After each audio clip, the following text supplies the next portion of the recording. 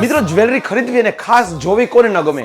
રાજકોટમાં થવાનું છે 29 સપ્ટેમ્બર 2024 સન્ડેના એક જ્વેલરીનું એક્ઝિબિશન.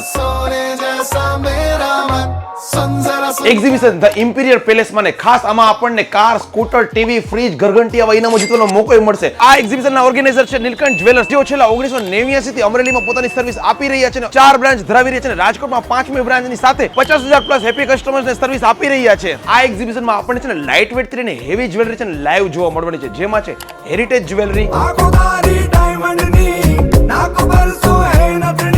અને બધા એન્ટિક જ્વેલરીનું કલેક્શન.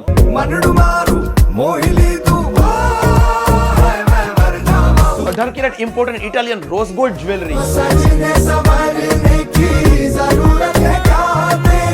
અને રિયલ ડાયમંડ જ્વેલરીમાં પણ છે ને યુનિક કલેક્શન અત્યારે જોવા મળવાનું છે.